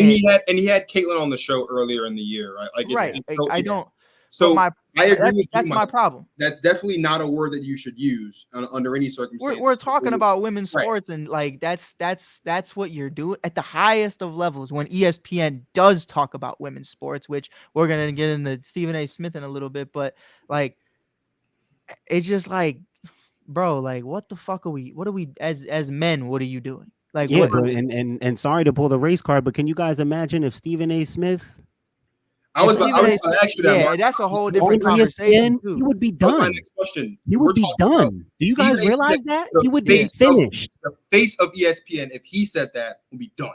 Right. Well, listen, and let's even nonsense. There'd be no more of that. Let's put that on if it was the roles were reversed. You know what I mean? If Pat McAfee is talking about some black guy in the NBA and he says it a different way, you're canceled, brother. Like, I don't care if it's the N-word. I don't care if it's derogatory slang. I know there's total different levels between the word bitch and then obviously pulling race card shit. But it's like, you know, it's definitely something for me where it's like, but to women, that is the worst thing you could say. And it's like, there's levels between racism and just sexism, and there's totally different things. But at the end of the day, it was out of fucking pocket, bro. Like, let's not say, oh, well, if he would have said the N-word, he would have got canceled. If he would have said the B word, he wouldn't have. But if this is, I don't care how anybody feels about it. At the end of the day, bro, you literally talking about women's sports went on air on ESPN in a tank top and called her a white bitch. In a tank top. What? And the other motherfucker to your left has a cowboy hat on. How do you want me to take that, bro? Like, how? Like, what am I? Like, bro, if you would have talked about my niece, that's somebody's daughter, that's somebody's sister, That could be somebody's mother. Like, and if you were to say a single word like that, I promise you, just like Ice Cube walking into the studio after he found out his check didn't clear, I'm walking in with a baseball bat, brother. You ain't talking about mine like that. That's what it is. And it's like, for me, bro, I don't care about the comment you were trying to make, the storyline you were trying to sell. Like, at the end of the day, bro, you lost me the second you said that. And I like Pat, and I will watch Pat's show tomorrow because I'm excited to see, and I'm hopeful that he starts the show with a statement about it. But my big thing is, man, that right there showed me what I already know about how the industry treats the WNBA. Because even though that's a slip up on Pat, that's a slip up on the entire ESPN, FS1, everybody. Yeah. That shit was foul, bro. I don't care what what are we doing? Like, that's not like, fuck, bro. Like, that's just, you ever have that one kid in class like, all right, next person that swears, you're getting kicked out of the class, and my boy Yahya would be in the back like, fuck, and I'd be like, what all you got to do is not say it, and you're good. Your whole fucking segment, your whole script, to Marcus's point, oh my God, he's making points. He has good criteria. He has the background of, Diana Taurasi and KP and Breanna Stewart. He's got people who should be in that conversation. And then you just fucked it. And it's like, I don't care if it slipped. It should. And the other thing that annoyed me about that is they did this guess which WNBA rookie thing to prove the point. And again, they were putting it up in a way to make their point about Caitlin Clark, but you're also like, they were super dismissive of the accomplishments that in the rookie they chose were Angel Reese and Cam Brink in this. Like, right. How there was a game that Angel Reese played that had like 100-something thousand viewers or something like that. And he was like, oh, well, Caitlin Clark's at 333, triple that. I'm like, dude, like we can live in a world where, again, we can live in a world where two things can be true. We can live in a world where Caitlin Clark has brought all of this attention to the WNBA because she's from Iowa. But we can also live in a world where Angel Reese has brought a lot of attention to the WNBA. Sure. So much fucking attention. Like, I want your guys' opinion really quick. Can we make the argument on this show that if Angel Reese doesn't go like this, we are not talking about Caitlin Clark in the same capacity, because Angel Reese doing this sparked a completely different debate in the national championship game that led to Caitlin Clark's viewership in 2023, 2024. Is that wrong? Is it wrong of me to say that? Because we're sitting out here, bro. I would push back slightly before Martin goes, only because Caitlin Clark's not the legend of Caitlin Clark.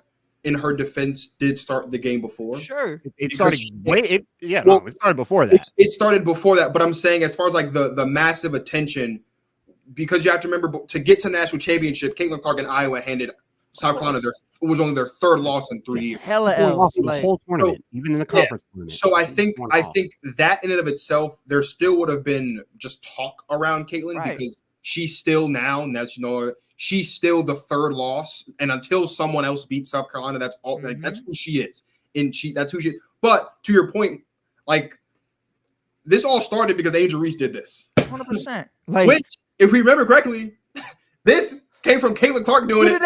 Exactly is what I'm talking about, Marcus. Right. It's like, what are we talking about? Like, every single thing that happens, you can trace back to her doing that shit first. Yeah. Always. Point blank, period. You want to have the conversation? There's one time, it was when Sheldon put her arm around her, and it turned into a whole different thing.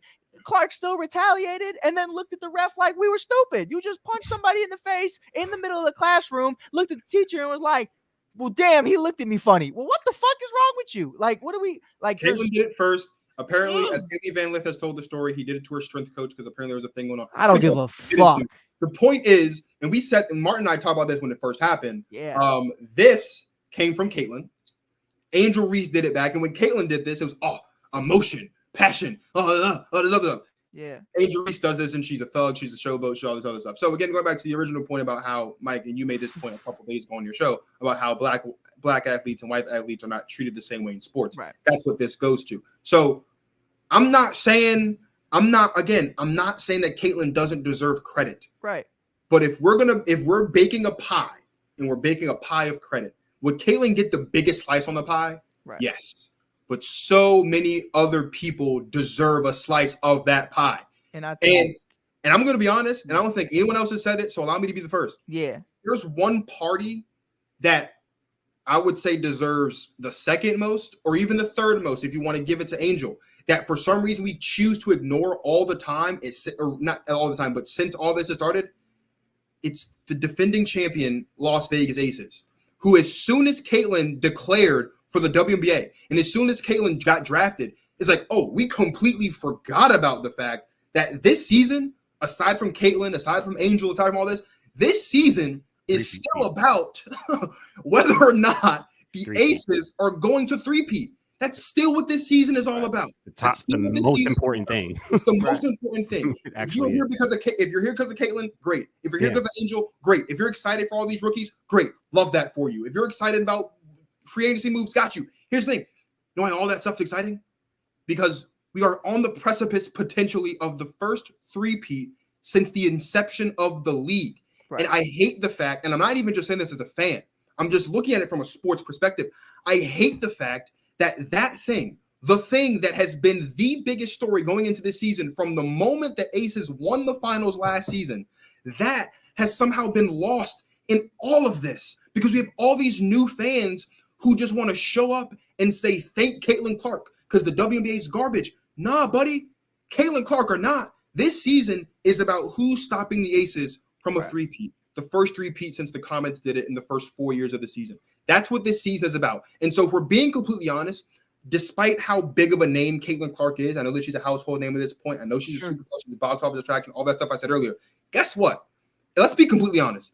If the Aces, especially when they get Chelsea Gray back, do hit that stride and they do win this championship, Caitlin can win Rookie of the Year for all I care. Guess what, buddy?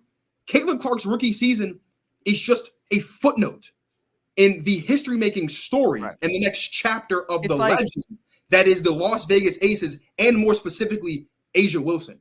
And that's the part that's lost in all of this. Caitlin Clark's rookie season can be nothing more than the answer to a trivia question. Right. When did Asia Wilson win her when did the Aces win their third consecutive championship? When did the WNBA see the second ever three-peat? Oh, just so happened to be Caitlin Clark's rookie season. Right. That's it's what like and Victor Wembanyama is the same thing. We're not reacting to that as such. We're not reacting to that as such. And that's what's bothering me the most. Right. Would you say, well, like, that's my bad. I didn't mean to cut you off, but like, I love that you're saying that because it's like everybody, the Martian, you know, we're talking about the alien. We're talking about Victor Wembanyama. That's great. That's cool. A little footnote.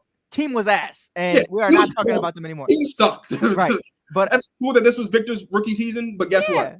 Either Luka's winning his first chip or Jaylen Brown and Jason Tatum winning theirs. That's all that matters. And that's what it is. And really quick, I want to hear, Martin, I want to hear your opinion, but I do want to say this because as just, according to Pat McAfee, as a white person, I'm going to just break it down and let you know what it is from my perspective.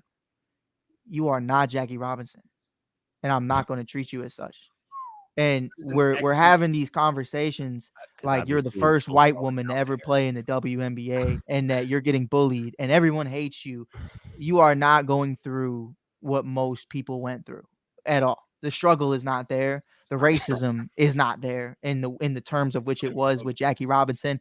Kelsey Plum, Sue Bird, and so many other greats crawled so you could run. And I've seen it time and time again. And my big thing, we'll get into Stephen A. Smith in a little bit. And I'm 24, fresh off. And I think I have covered the WNBA more than Stephen A. Smith. I have covered legends in this league. My rookie year in the W as media was Sue Bird's last year in the league. And that was, I never got a chance to talk to Sue, and that was always on my bucket list. And maybe one day it'll happen. But, there's so many legends that come before Caitlin, and especially not white or not, Maya Moore, Sylvia Fowles, Lisa Leslie, the list goes on, Nancy Lieberman. We could do this all day. Like, there's levels to this. Shout out Nancy, by the way. She's doing great things in the Big Three league right now. But and so is Lisa, low key. Yeah, true. But what I see right now is a lot of people giving this Jackie Robinson-esque mentality, talking about Caitlin Clark is getting bullied and they hate her because she's white.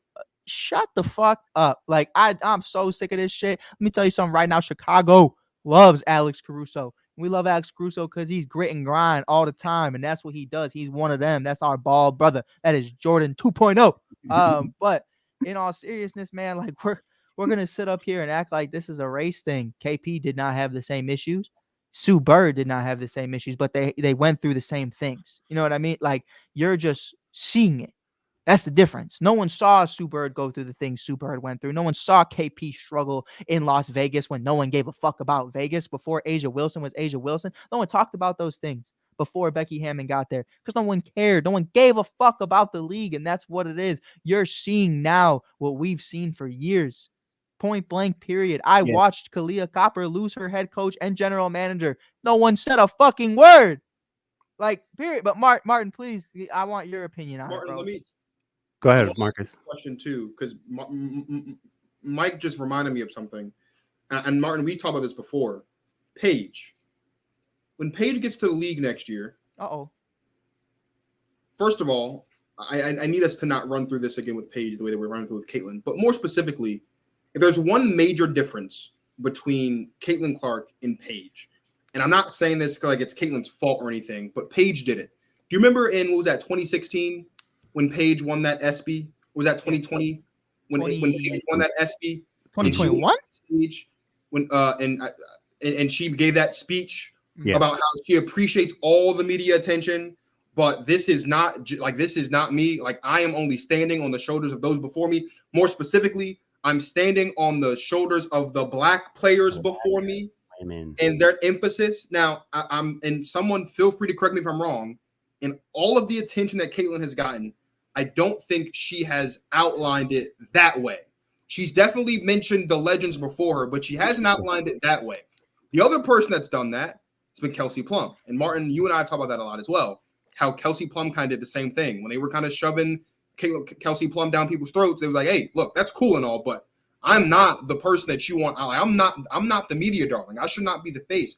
And so, Martin, my question to you is, because Pat McAfee said it, other people have said it, Stephen A. even said it today on First Take, how Caitlin Clark is now the face of the WNBA. But in reality, she's not the face of the WNBA. And I just want to get your thoughts on that, because if the face of the WNBA is just whoever is the most popular at that point, then by that logic, this time next year, Paige will be the face of the WNBA. And by the year after that, however long till Juju gets here, then Juju will be the face of the W. Like, I want, like, so when we're talking about Caitlin Clark and all this attention, we also have to remember there are a lot of people, like Mike said, there are a lot of people that came before Caitlin Clark, some of whom are still in the league, that are still not getting the credit they deserve for what they've done to help grow the game as well. Candace Parker retired and no one gave a fuck, but please, Martin, please continue. Yeah, that's the craziest thing. That's overshadowed by Caitlin Clark as well.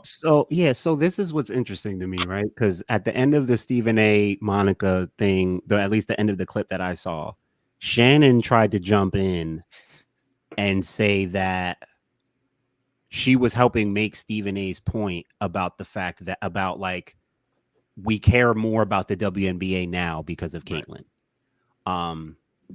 And I think it's clear. It's clear. It's a valid thing to say that more people are interested and talking about it and stuff. Caitlin's name is the most popular name. Yeah. And that's fair to say. I guess this is my thing, guys. And you guys know, like, I'm at the end of the day, I'm a basketball guy. That's the main thing I think about is like the basketball. And I was even thinking this earlier, like, it goes back to what I was talking about with Caitlin and the 3-point shooting and just her overall identity as a basketball player. And I said this to you, Marcus. I tend to remind people of this. But the main thing, like, think about it, guys. People are showing up to people claim to be huge fans of her, right? They think that I'm going back to even what you said, Marcus, about like she's not the GOAT, right? She's not the GOAT yet. She's not that yet. She may be, like, she has an argument for the college GOAT. She's one of the greatest college players of all time. You could do that, but like if we're talking about, especially she didn't even win shit, like, and she didn't win, so like there's still an argument against. She's not just the flat out GOAT of anything yet, right? At any level. This is like the biggest thing for me, bro. Even if she had won something, the number one thing about her game that draws people, that gets people excited, that makes people think they want to go and bring their family and go. They want to see that girl shoot from the logo.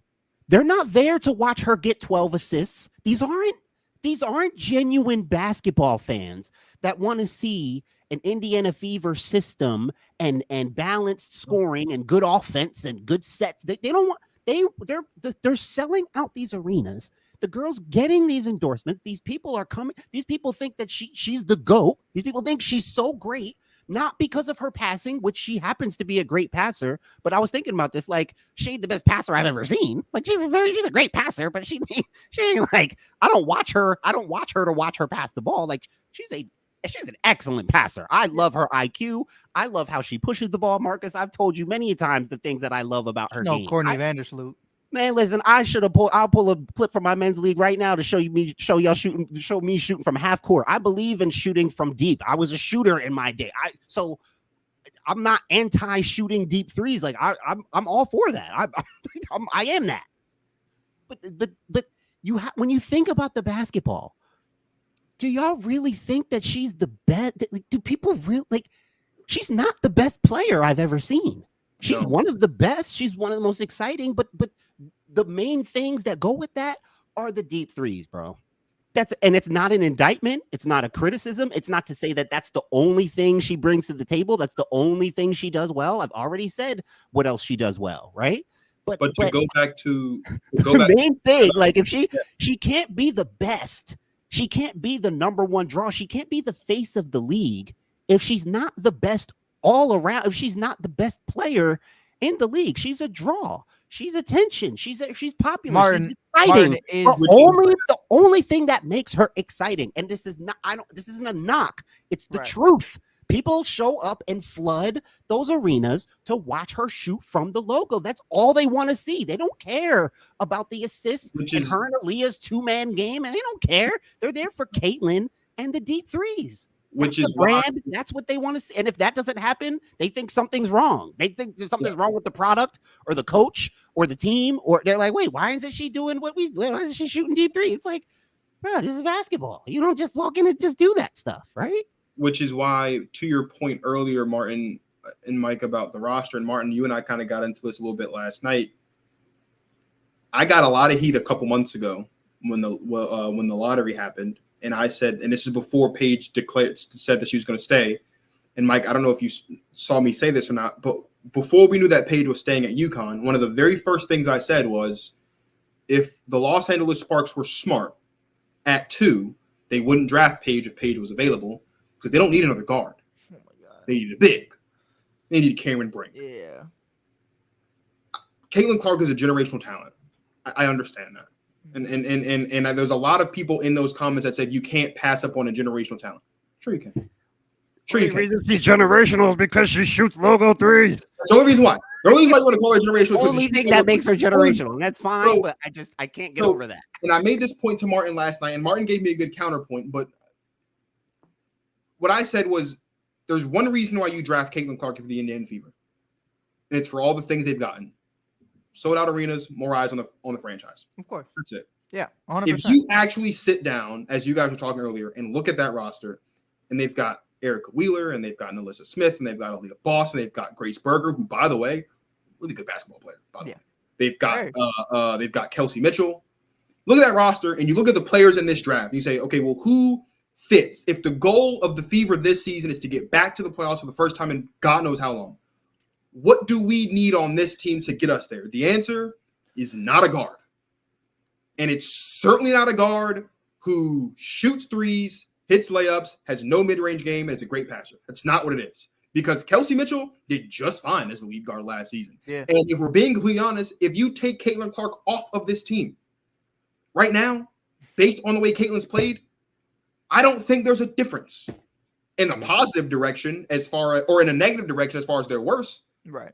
You're the worst team in the league. So how much bad could it get? Yeah. That's my point. That's my point. Right. Dare I say, because of the way that Alyssa Smith, who I would say has been the most consistent so far this season, when she's been playing, I think Aaliyah Boss will be a lot more comfortable. I think Kelsey Mitchell will be a lot more comfortable. All these players I think will be a lot more comfortable. If we're being honest, they might actually have more wins to their name right now if Caitlin Clark's not on the team. More of an identity. Yeah. They might have more of an identity because they're not just, this isn't just Caitlin adjusting to the W. Right. What their coach is trying to do is their coach, Chrissy, and again, bless her heart, just her second season. We'll cut her some slack. Her coach is not saying, okay, Caitlin, you're new here. This is how we do things. No. What she's doing is she's saying, all right, we've got Caitlin here, and she likes to run up and down the floor and she likes to shoot logo threes. So everyone else on the team is going to adjust to that. That's why they have 2 wins on the season. It's because they don't have an identity. Because what worked for them last season, they abandoned all of it for this whole new system. And so, which is why I am of the mindset at this point. And again, it's not to say that Caitlin wasn't the best player in the draft, and not to say that Caitlin shouldn't have gone number 1. It's to say that if the goal of the Indiana Fever was to make it back to the playoffs, to put a roster together this season that could potentially be competitive and return to the playoffs, then Caitlin Clark is not the pick for Indiana. Yeah. The pick for Indiana is Rickea Jackson. That's who they should have picked. But again, when you have a big name in Caitlin Clark and you're a bad basketball team, you can't help but get her. Yeah, I understand. I'm with you. I'm just saying from a roster construction standpoint, as you guys mentioned earlier, sure, the person that they should have drafted was not Caitlin Clark, because Caitlin Clark doesn't fit this. And so now you've added more pressure, because as Martin and I talked about last week, Mike, can you name another rookie other than Caitlin Clark that's expected to be the best or second best player on her team right now? No. Camila Cardoso. No. Not even Camila Cardoso. I would say Camila. No, I'm so serious. Like I've watched. She gets healthy. She looked really good. She looked really good. Maybe, but I don't think Angel's put in that situation. I love what you guys mentioned the other day, that Angel wasn't kind of supposed to be that number 1 option, but Camila for sure I think is expected to be in those conversations right behind Marina Mabry, and I think it's going to come really quick. But I'm with you. Like, and you know, at this moment though, like entering the season, and it was and said you got to be the second best player on the sky, right? Right. No one did that to Angel. No one's doing that to Aaliyah Edwards. No one's doing that to any other rookie. We're not relying on you to do well for us to win games. Like, you're not our Fever are relying. Right. They're relying. I talked about Martin the other day. We're not talking about Rickea Jackson enough. I know she just started the other day because of injuries and stuff, but Rickea Jackson in their first game against the Fever 2 Fridays ago, she had 16 points, led all scores, played great. Off the bench, Cam Brink, she starts, but she's not the best player on that team. Right. Ain't nobody talking about no JC Sheldon. I know that much. She was a top 5 pick. That's true. I ain't heard a peep about her. No one's talking about JC Sheldon, right? Caitlin Clark don't like her. That's what happened. No, I'm playing. But no, I do think though, Marcus, to your point, like I was talking to Jeff Pagliocco, who's GM of this guy, and like with Paige, there were so many different conversations about like, well, we got to wait and see. Because in all reality, this guy got the number 3 overall pick. If Paige is there, there's a potential conversation of Paige Beckers and Angel Reese right now, rather than Camila Cardoso, or even Camila Cardoso. I don't even Cameron Brink maybe even goes at 3 to Chicago. I have no idea. But like, there's so many levels to like, oh, well, who's staying an extra year, who's not. I love all the points you're making because the collegiate game is changing so much. I think like for me, the big takeaway and the big breakdown is really, I think today, what is it? My phone died. So it's June 3rd. Is today June 3rd? June 3rd, 2024. I think the Indiana Fever could make the playoffs by the end of this season if they change their narrative from, you got to remember, like Kobe Bryant came into the league ass, and like he slowly turned into who he could be after they got Shaquille O'Neal. You have Shaq. That is Aaliyah Boston. You know the system that can work. You know who she was last season, and they have completely gotten away from who she is. And I've even seen her kind of look a little lackluster, not as motivated to really be that physical presence, that physical specimen that she is. And I think that's the big thing right there. If you just start feeding Aaliyah and let Caitlin just do what she does, I think you're in a beautiful spot. When you try to flip it and now you have Aaliyah just standing in the paint, that's when you're starting to get real fucking problems. If you're the Indiana Fever, they got away from the identity. Your first number 1 overall pick, you completely forgot about, and you're on the Caitlin train. That's completely okay.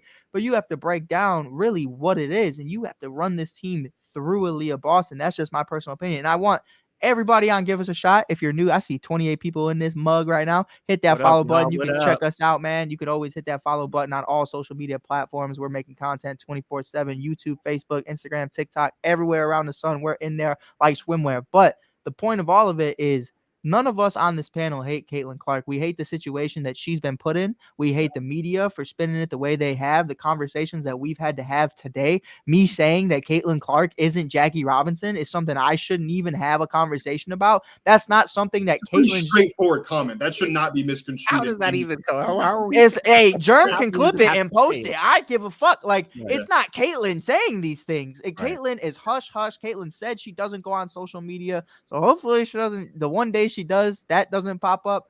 But you know, I think, man, like, it's so unfair to her. It's so unfair to these other athletes, and it's so unfair to women everywhere. Is to just turn on ESPN and hear the word bitch come out of a host's mouth, to hear the race debate going in and out 24/7. And it's like, when the fuck are we going to start talking about basketball? I have yet to hear one person make a race debate about Luka Doncic versus Jason Tatum. It's because there isn't one, because no one cares. You're trying to create problems where no problems lie, and maybe they do in certain places of the world. Iowa. But that's not Caitlin Clark's fault. That's not anybody's fault that racism exists in this world. But what we can do as hosts of shows, as analysts, as reporters, I'm big on this. I'm even making it the fucking bio in my bio, because I said it the other night when I was talking to one of my good friends on the beat for the Chicago Sky. There's a lot of people selling stories and not a lot of people telling stories. And I think that's one of the biggest issues right now in the W is everybody's trying to get their 2 seconds of fame. Everybody's trying to talk to Angel. That's why let me tell you something. The Chicago Sky get fined $5,000 because Angel Reese doesn't come out. Angel Reese wasn't the talking point of that game. Angel Reese wasn't the main star. It was Camila Cardoso's first game in the WNBA, and Chennedy Carter had her altercation. Those are the two people that should come out. No one cares about that 2 years ago.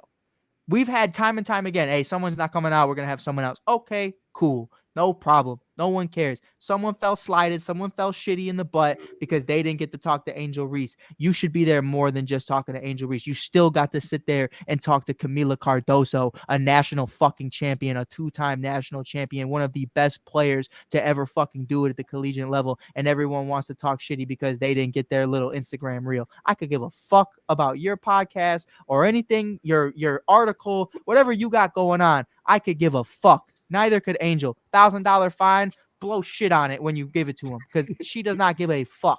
She is sitting pretty right now. She's a Chi-Town Barbie doing her thing. Fuck everything everybody's got to say about all that. I'll say this really quick because it matters, and I want to say I'm about to talk to our PR team tomorrow. I got a couple fucking gift cards I'm about to give to some people because they are the greatest fucking PR team I have ever worked with. They handled Candace Parker like a fucking gem. They handled Kalia Copper losing her general manager and her head coach in the middle of a fucking season because he wants to go play whatever the fuck Toronto Raptors basketball was.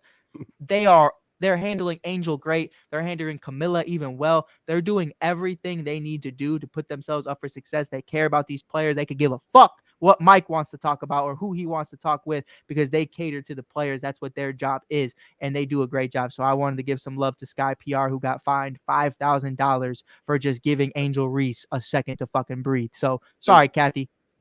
There's one thing I want to say, and it's just because I just saw this comment. I'm going to reply to it, and then we're done because we've gone way over what we thought we were going to do tonight, but it's fine. It's been great conversation. Shout out Tony Hollinsworth, who said media has to create that interest. They had the storyline with women's college basketball. Now they don't have one with the WNBA. Tony, buddy, there is a team in the WNBA by the name of the Las Vegas Aces. I love Tony. Wait, be nice to Tony. That's my guy. They are trying to three-peat. Hasn't been done since the Comets did it the first 3 seasons of the league, and they won the 4th one as well. That is the storyline. So I know Tony's your guy. I'm not hating on Tony. I'm just using this comment as an example. There are a lot of people that have a similar line of thinking that think that there's media that has to generate storyline. No, right. The storyline that you need to run with on the top of everything is there. There is a team trying to do something that hasn't been done since the beginning of the league. It hasn't been done in almost 30 minutes. Let's do that. Let's run with that. And let's stop turning this into a race war between Angel Reese and Caitlin Clark. Let's stop turning this into a Caitlin Clark is the Great White Hope thing. Let's stop turning this into, her team sucks. Yeah, welcome to sports, bud. They picked 2-1-1. That's not a good basketball team. Right. Yeah, I think that's Tony's point, he said too. Like, yeah, but he said the WNBA is going to ruin it over BS. The WNBA is not pushing not these WNBA. conversations I and think, narratives. I think It's they not are. them. the I really media. do think they are. I think the WNBA is pushing it in a certain way too, because I'll tell you this: I have seen, and this is not just sticking up for you, Tone. I know you're listening right now. I love you, but there were parts where I would disagree. There are parts where I do agree. When's the last time you saw Asia Wilson, Brianna Stewart, Brittany Griner, or hell, Skylar Diggins-Smith in real conversation from the WNBA marketing in commercials all over the place? I haven't. I've seen Angel. I've seen Juju. I've seen Juju in commercials. So the WNBA has done a disservice at trying to paint these stories that you're talking about, Marcus. Like, I hear you. It's right there in front of you. And Kathy is just staring at it going, okay. And then walks away. Let's go talk about Caitlyn. Let's go talk about Juju, who's not even. What did she tell you, Marcus? Tell me exactly what she told you. Juju's what? She said Juju's our next Caitlin Clark. Why the fuck are we talking about that when Caitlin Clark's not even Asia Wilson? Caitlin Clark, again, it's not hate. You're not even the best white girl in the league. That's Brianna Stewart coming off of MVP, coming off a finals appearance. We don't talk about Stewie at all.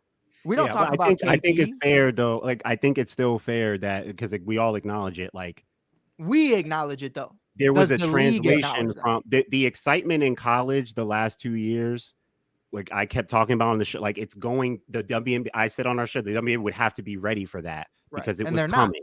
They didn't have the same energy in the league the last couple years. Like it had been growing, but it wasn't the same as what's going on now. And the main reason, but Martin, this before we get out of here, I want to ask both of you this because I've pondered it all the time, and I didn't think we were going to talk about it tonight. If you're the WNBA, if you bringing your girl over to the crib for the first time, hey man, check this out. This is my room. This is my beanbag chair. I got a cool lava lamp. I got a TV. I got a PS5. I got a dog. You're trying to show her everything other than just you. All these Caitlin Clark fans are coming in, right? They're all swooping in, whether it's Angel Reese, Caitlin Clark, woo, woo, woo, maybe Juju. I don't know. According to Kathy, that's what's happening. But Juju's the GOAT. I want that being known, but we're not talking about that right now. The point is the WNBA can say, hey, look, the Aces and the Fever are playing. Let's promote Asia Wilson so all of these fans can see who she is at a scale that they haven't seen before. That's the big picture. That's the understanding. Hey, you're a Caitlin Clark fan? That's great. Have you met Brianna Stewart? Have you met Asia Wilson? Have you met BG, Skylar Diggins? Have you met Kalia Copper, who's been a fucking MVP? And the fact that she wasn't in y'all top 5 list is crazy. It's blasphemous. She was in my top 10. You missed that part. She was in mine. It, but I'm talking top 5. And she ain't 5, 4, 3, 2. Oh, she won. Number 1. She gonna be MVP. Bank it. I'll protect our queens. I said it here first. June 3rd. But you know, man, like that's my real quick point. Is Alyssa Thomas is a modern day Jokic, getting triple doubles left and right. 0 promotion. Asia Wilson is the hottest thing since pants with pockets, or like Marcus says, sliced bread. I've been saying that lately. Yeah, I just think like they haven't done a good job. I'm just saying they're not the ones ruining it. Of course, and I'm with you. Stuff. They're not. They're doing their job. They're doing a great job, like you said. Kathy, listen. Whatever you feel about Kathy, she knows Caitlyn is the cash cow. They're doing what they need to do right now. They're capitalizing on the energy. So they're not ruining anything. They're doing what they're supposed to do. It's not them. Right. It's all these idiots out here. The WNBA isn't ruining anything. And that's where I'm saying, like, it's like that's why I agreed. And I also disagreed with the whole statement. Was like, I agree, that media is fucking this up. But I will also say the WNBA has said, okay, well, we're just going to run with Caitlyn. There's a reason the media is only talking about her. If you look at the games, Angel Reese and Camila Cardoso's first game ever played together in the preseason wasn't televised. Marcus, what are we doing? Right. Yeah. Like, what are we like? No one's talking about it. We're on ESPN2 during the finals. What the fuck is going on in the middle of the summer that we can't be on ESPN during the fucking finals? Like Marcus said, the money's there. The players are there. Fucking promote them. And that's where it's like, man, everyone loves Clark. That's because what did the NCAA do? Holy shit, we're going to start selling seats. We're going to start being on ESPN. We're going to start promoting the fuck out of Clark and Angel and all these other players. That's been great. The W has yet to do that. You had Maya Moore, Sylvia Fowles, and all these dogs. At some point, you have to look at it and say, the W has done a disservice to these women more so than anybody else. And that's 10 toes. The ones in the past, absolutely. My sister was one of them, so I could speak to that for a lot longer. So I know all about that. I'm just saying when it comes to Caitlyn, sure, it's not the league, bro. They're not ruining it. This BS that my man Tony, much love to you, man. Appreciate you for watching. It's not the WNBA, bro. The BS is coming from, and I'm with that. I'm the with fans that. and the media are driving these stupid narratives that have nothing to do with basketball. Last thing I'll say is this. I'm going to say it directly to Germ because Germ's watching and he's commenting. Germ. I love Germ. The point of having... What did he say? No one cares about the Aces? So he said no one cares about the Aces. He said only hardcore fans care about the Aces. Germ, buddy, let's put this in football terms because you watch football. You know football, right? Let's say there's all these people who never watch football because of Caleb Williams, and they think that Caleb Williams is the greatest thing since sliced bread. Got you. Okay, great. Germ, what you would do is say, oh, yeah, here's this guy, Caleb Williams. He plays for the Chicago Bears. Let's talk about that other guy in Kansas City who's a multi-time champion, who's the best thing walking at the position on the face of the planet. That's what you do. Who? So it's not that Caitlin Clark isn't a story. The issue is that there's so many new fans that think that Caitlin Clark has to be the story, that Angel Reese has to be the story. No, that's not what this is. There's one story that we need to be telling in the WA this season, and everyone else are components to that. This season is all about who's winning the championship, but more specifically, if the Aces are going to do it for the third time in a row. That's the story. And that's okay for that to be the story of the season. Yeah, that's these so-called Caitlin Clark fans, they're coming to watch Caitlin Clark. They're not even coming to watch basketball or watch the WNBA. They're not even WNBA fans. They're Caitlin Clark fans, and that's okay. And if it is fine, but like I feel bad for them if Caitlin's going for 3 points, 1 for 8 from the field, and they feel like if you're only there to see one person, and that one person isn't what you think they are. And that's where people are saying maybe it might fall off. That's why people are like, let her cook because you should want her to cook because that's what people are coming to see. I get it, but guess what? It don't work like that. Not in basketball, bro. It don't work like that. It just doesn't. We're not complaining about more viewership. What we're asking for is informed viewership. Thanks. All right. This has been great. We've gone 40 minutes over time. My brother in Christ, Martin Soares, and I likely won't have an episode of Protect Our Queens this week. We'll figure it out, but we might just wait till next week. Thank you, though, to Mike Hughes for really putting this together because Mike Hughes is the one that asked of us we can all get together tonight. It all happened. Shout out Mike Hughes, host of the Shy Kid podcast on the Give Us a Shot Network. Shout out to my guy, my brother in Christ. Great work, Mike. Martin Soares, one half of the great Protect Our Queens podcast, also presented by the Give Us a Shot Network. Thank you all for watching. This was a blast. This was, I think, this one was better than the draft episode we did. This is great. Hopefully we can do a little bit more of these, especially as the playoffs gets around. Feel free to drop a like, subscribe, leave a comment, subscribe to the Give a Shot Network. There's 8 shows that you can tune into, content ranging from hockey, women's basketball, NBA basketball, football, baseball, whatever, all wrestling, whatever you want, it's here for you. Follow the Give a Shot Network on Instagram at Give Us a Shot. Follow the Shy Kid podcast at theshy.kid. Follow Protect Our Queens at _. We will see you all when we see you all again. And as I always say on Protect Our Queens, for my guy Martin Soares and my other guy Mike Hughes, this is Marcus of the Protect Our Queens podcast signing off. Thank you guys for watching. And as always, you guys go enjoy yourselves some women's basketball.